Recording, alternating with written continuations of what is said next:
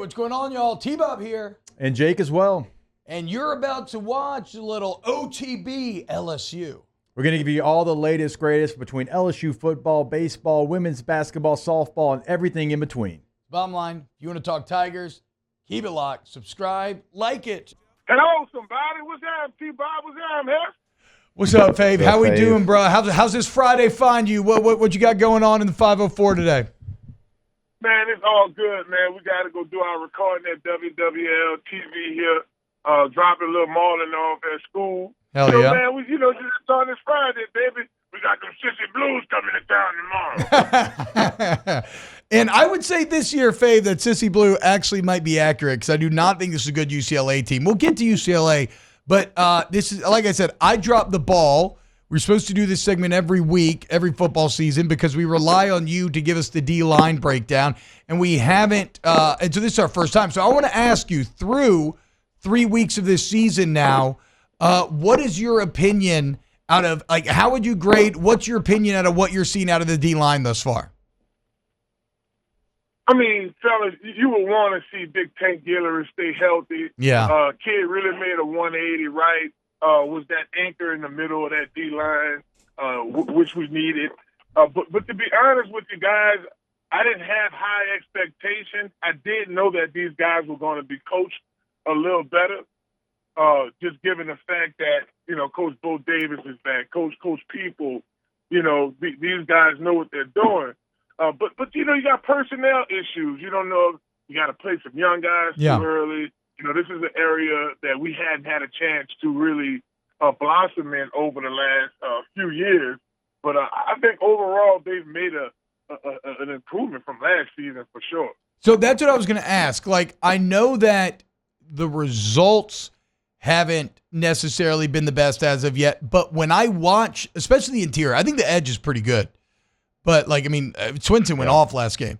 And really there's a few guys that are playing well at the edge. But when you look at the interior, limited, but I do feel like they are playing with much better technique than last year. Do you agree or disagree? I agree. And all the big plays that's been happening on the D-line, that was coaching, right? Like, if you go back to the Nickel State game and they motioned their fullback, Hester could appreciate this, they motioned their fullback out to the V. Right, so we had to go with him, middle of the D-line wide open. Yeah. We got to make that adjustment, whether it's a spike call or I know a lot of times me and Glenn, we had designated gaps. So, of course, big old Putt always 3-tech. He the one in the best position. They be like, all right, Fade, you go to the nose. Yeah. So if anything happened in that A gap, that's on me. Hester, you remember. No, T-Bob, you was a freshman. You remember this too. Remember when Kentucky scored on us right up the middle, the triple overtime game? Yeah. That was on Glenn. Oh, wow. You're just throwing Glenn under the bus. I Damn. I hope he listening. Because, look, on that particular play, I had the B gap. I had the two-way go. Glenn had the A gap. Right? See how that goes? Now, of course, I got fucked at because I'm normally there. But those are the things that, as coaching continues to go, guys, then we'll see more improvement on that D-line, even with the youngsters. Man, Fave holding a grudge. He's got that CDL. 20 years later. You got that CDL. Oh, God, 20 years. Almost. Not the bus. I ain't throwing his butt under the bus, huh? Fave, you talk to a lot of these guys still, and you work with a lot of these guys. Where do you have any insight as to maybe where the kind of confidence level of the defense is right now? Well, I talked to Coach Bo a few weeks ago. They had the alumni practice we went to. I think the confidence level is right in the middle, right? Because you have such a confident coach, right? But, my bro, he a baby. He's still wet behind the ears, but he's a guy that we have to play because out of all the babies, he has the most what's the word I'm looking for? He has the most potential, confidence. He's got good hands, Fave. He's got good hands. Like, he's a little undersized right now, but I liked how he was locking out against those South Carolina O linemen. Oh yeah, and that's the whole thing, guys. week by week, we're starting to see this team get better. Now, I'm going to keep it $1.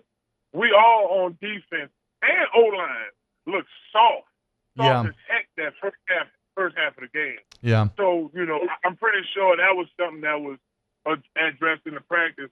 But that's the only thing, really, guys across the line. It's like guys are playing timid. Y'all know the old saying that you mess up at 100, and then go again on the correction. It seems like you got guys out there thinking, they don't want to mess up. And I know a lot of that has to do with, the reputation of this D-line over the last 2 years. I mean, Faye, they're running a lot of different bodies in there. I mean, I said on the broadcast, it looks like a fire drill sometimes. I mean, it's just two new ones. It feels like every 3 plays. Is that what you expect to see them continue to do all season long just because they don't have 2 guys right now? I'm talking about interior defensive linemen that are going to take over a game. Do you expect to see up to like 6 guys rotate in there? I do have to. I really do, just because when you don't have a lot of experience or fully developed dogs, I'm not going to say none of these kids ain't going to be dogs down the line. You got to keep fresh legs in there, Because you know how that brain gets. Well, not so much for us, because we come from a different cloth. They don't even make that material no more. But you know how that brain gets when you're tired, right?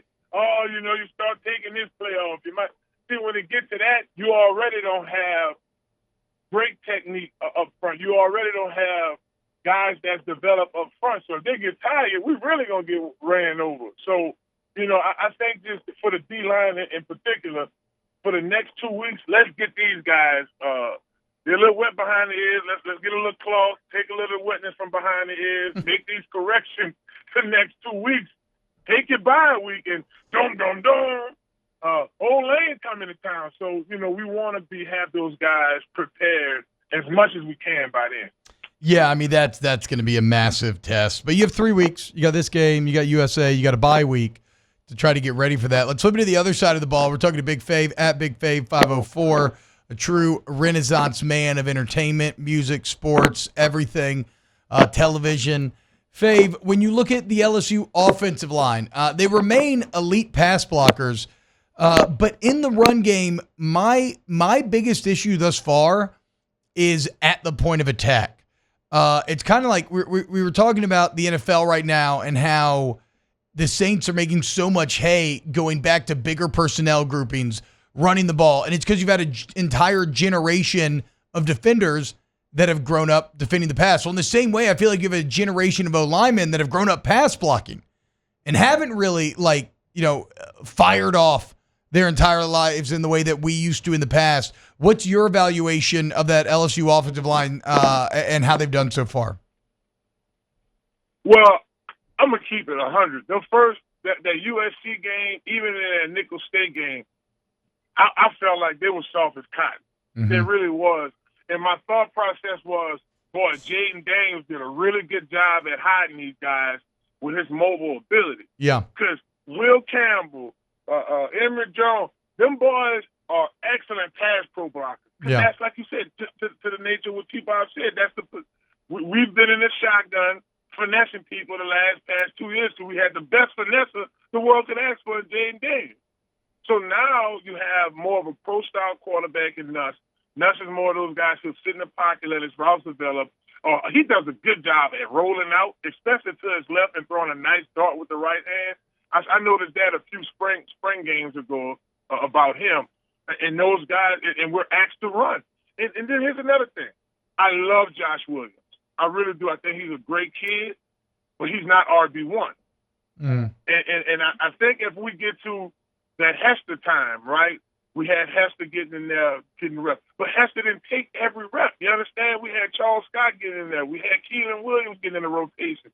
And all of y'all, Hester, did a really good job at getting first downs, making big plays down the field, making guys miss. Well, Hester, you were just running people over with the big Mickey Mouse hands. And he does have Mickey Mouse hands. Oh, my God. Hester lost buku weight, but he still got that big Mickey Mouse hand. Boy, that oh, my God, you do. You got cartoon proportions. But he in shape, though. Let me stop eating them kale salads. I can't talk about them. But I appreciated that. Hester, I I knew 4th and 1, you're going to get it. And here's the thing. Josh Williams, number 18, he's a dog at running, bro. He's doing those good things, but he's not electrifying as 29. Yeah. As 8. So I think once we go running back by committee, you go ahead, got to give it to 29, bro. That's R&B 1. We got to roll with it like that, fella. Yeah, we talked about that the other day, Fave. It's like, look, you can have an RB1 and still be a running back by committee, and that was the example that I used in 07 where I got the most carries, but you had Charles Keelan, Trendon, Richard, even a young Ridley, was in kind of some of that rotation. And so when you have that, ability to roll multiple running backs, that's okay. And it's also okay to say, look, Caden Durham's our guy. He's our starter. And then, look, Josh Williams and Caleb Jackson and Juwan Johnson, like all these guys are going to get their reps. I think that's on the coaching staff, Fave, to make sure you don't fall into tendencies because in the South Carolina game, it was some of that was starting to show, right? It's like, okay, if this guy's in the game, it's going to be this. If that guy, and at the end of the game, they kind of switched it up. But that's the thing you have to worry about with the running back by committee. When they're in there, it can't just be one thing. 100%. Like, at some point, Josh Williams is in there. It's 3rd and 2. They about to hand him the ball. Like, we have to, to your point, we have to get creative in those areas. And credit to him, last week I thought a pretty creative call was at the end. It's 3rd and 6. They put Williams in and they run the ball. Yeah. They make everybody think pass, they run the ball. They set up a 4th and 3 that they end up converting to win the game. But what about your partner in crime, one of my favorite teammates ever, Brandon Taylor?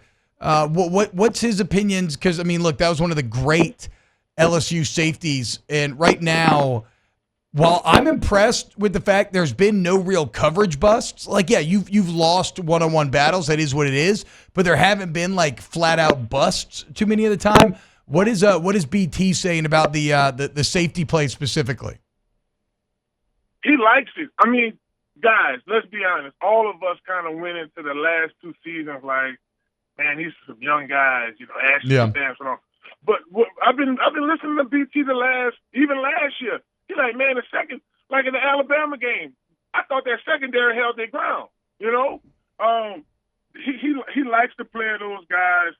Boy, he was excited when they moved Sage Ryan back to safety. Yeah. Getting Zion Alexander back, you see the difference. So, BT.